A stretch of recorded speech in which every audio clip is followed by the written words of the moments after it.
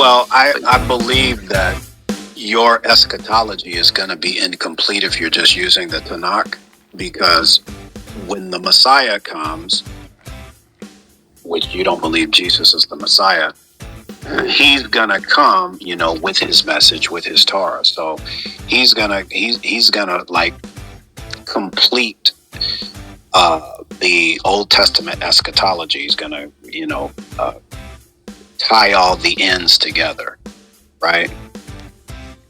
All the loose ends are gonna be tied together. So when we're talking about the Messiah, we are his body.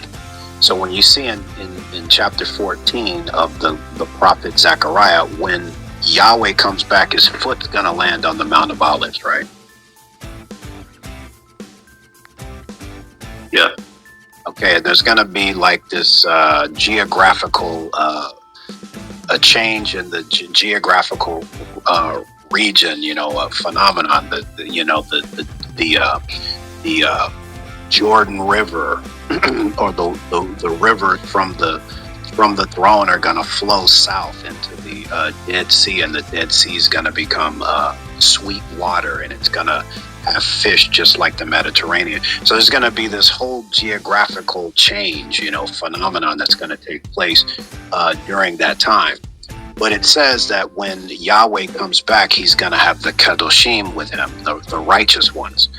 Okay, well, those types of things are more fully explained when we get to the New Testament, because that fuller understanding and expression of messianic prophecy and eschatology, end times, the Olam Haba, are further expressed by the teachings of the Messiah, right? So I think that if you're just using the Tanakh for eschatology, you're going to arrive at certain areas where stuff is not going to make any sense, because you need further information to like complete the prophetic picture. You get what I mean? It's kind of like you ran out of the pieces of the puzzle. You almost got a full picture, but you're missing a lot more pieces to the puzzle, and those pieces come with what was taught by the Messiah. Yeah, I mean, you're right, definitely, in the sense that the Tanakh doesn't really, sort of like delve into these things that much, like heaven, hell, what's going to happen when the Messiah comes, and if he's going to have like an eternal reign or not. It's kind of vague.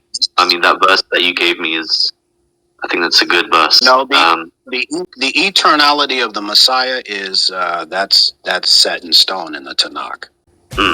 So there's three things that you can learn about the Messiah, and this is something that I learned not only from Christian scholars and stuff, but also from Jewish rabbis. Three things: the identity, the mission, and the message of the Messiah.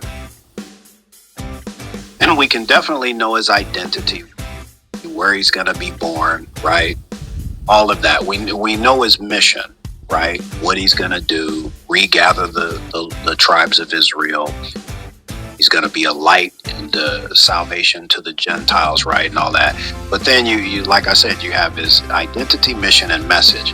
The one that's harder to understand based off of the Tanakh out of those three is his message, because it's really not until he shows up that you're going to see what he teaches, right? But we are told in verse 4 of chapter 42 of Isaiah that he comes with his own Torah, which just means instruction, right? So obviously he's got a message that he teaches, and you know what I'm saying? You're not going to know really what that message fully is until he comes, right? So you kind of got to wait. But his identity and his mission, you can clearly nail that down with just the Tanakh. But his message, you have to wait till he gets here. You know what I mean? So for instance, just to kind of give you an understanding, 3 centuries before he was born, a Judean prophet in 1 Kings chapter 13, he comes and prophesies that one would be born in the house of David named Josiah, right? And you just, the prophecy's vague, but you know it's Josiah, and you know he's going to come to reform some things. But we don't know the extent of that reform. You're not going to know that until Josiah gets there, right? Then when Josiah gets there, you get a fuller picture of what he came to do. You don't see the whole picture. You get the signpost by the prophet 3 centuries earlier, but you don't really know completely what Josiah did or what he was going to do until he actually gets there. So it's the same with the message of the Messiah. And the message that the Messiah comes with completes all of those, or ties up all those loose ends that you have when you're just reading the Tanakh, particularly about the millennial kingdom, the new heaven and the new earth, concepts like heaven and hell. You have them in the Tanakh, but they're not really well defined. Resurrection is mentioned, right, by various prophets, but you don't really have a orbed understanding of that. Whereas when we get to the New Testament, you see that a resurrected body is one that is no longer corruptible. It can no longer die, right? You get what I'm saying? Yeah. Okay. I mean, so, like I said, oh, sorry, go ahead.